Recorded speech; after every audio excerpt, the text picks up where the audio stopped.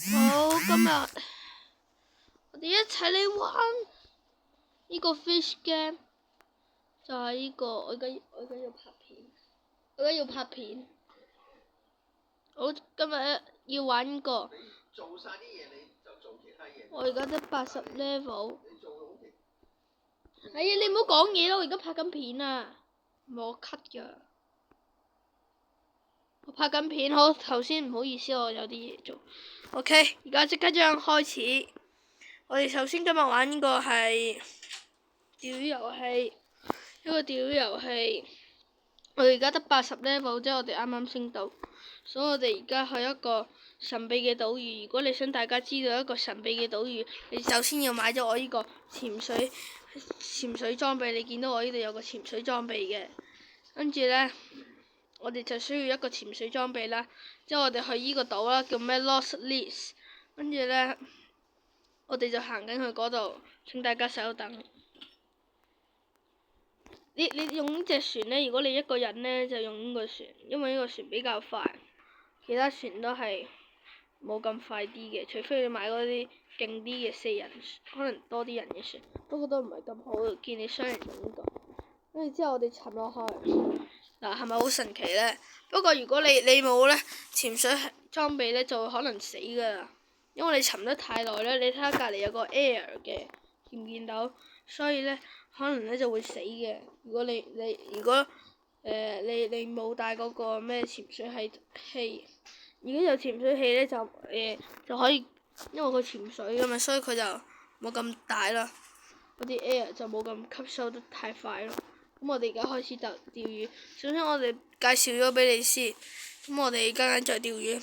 呢個就係呢我哋嘅深海任務。深海任務呢，要一定呢在寶藏室中捕捉300條稀有士特級魚，在西福雕像附近捕捉3條神級魚，在西福雕像捕獲1條秘密魚，獲得100萬枚金幣31%。如果你呢個金色呢，就係如果有獎勵嘅，同埋會送呢個咩嗰個靈魂咩棒嗰個一個釣魚竿啦，好勁嘅，係神話嘅。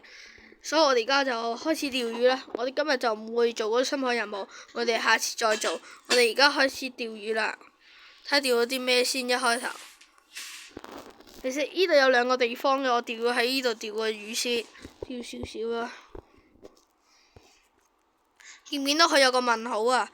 咁你哋呢個就係綠色啦，呢個即係呢，可能係嗰啲唔係稀有咯，算普通啦。即係普通再好一啲啲，就係有綠色問號嘅。呢度就係好秘密嘅，所以呢，如果你冇呢個潛水呢個裝備呢，你有可能去唔到，你好容易死嘅，即係呢，會死嘅。咁可能我哋呢段片冇咁長啦，因為有啲嘢做緊。我釣下魚俾你睇下啫。想介紹，如果中意呢款遊戲，唔該俾我訂 like 同埋subscribe， 唔該晒。咁我哋而家開始釣魚啦。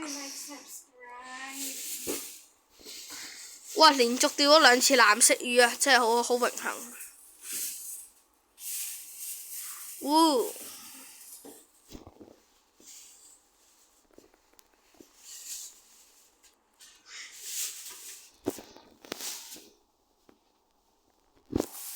其實你呢度下面係咪有個自動嘅？佢就會幫你呢，自動嘅，咁樣就好啲咯。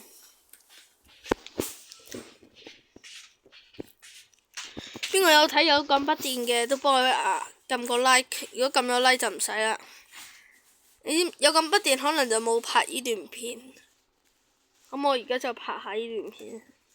如果有嘅話，你就話俾我聽喺留言區。繼續釣，繼續釣。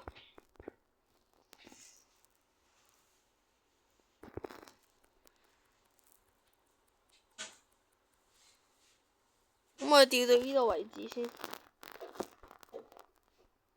要買呢條啦。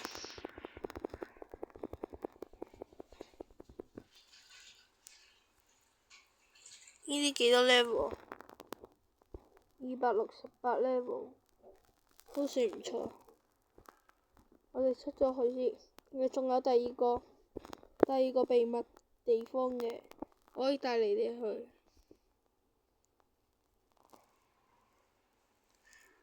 就喺呢度，應該未見過。呢度都有個秘密地方。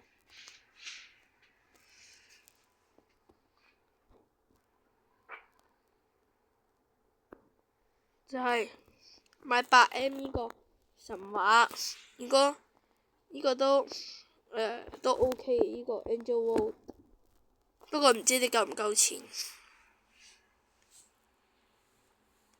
咁我哋睇下周圍睇下有冇啲唔同嘅嘢咯。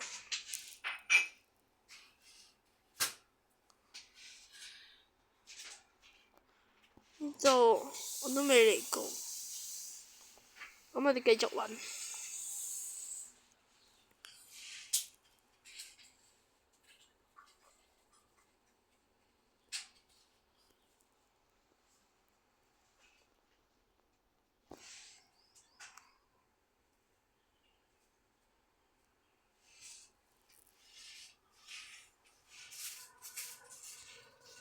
呢度就係我哋第2個秘密室度啦。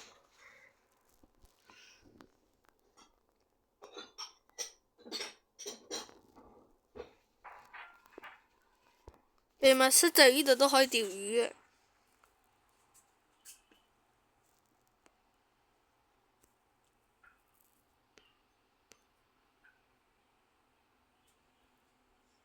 咁我可以咁衝刺啦，跑得快啲。咁呢度就可以釣魚嘅。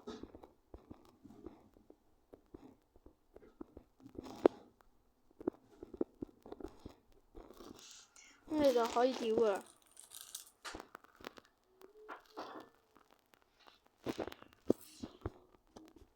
我就唔知點解佢震緊。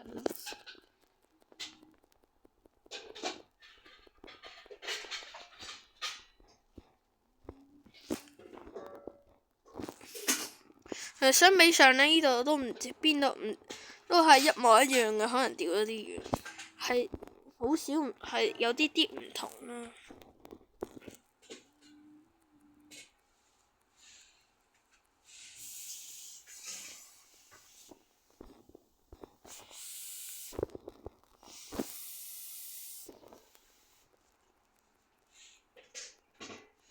咁我哋呢段片就嚟到呢度啦。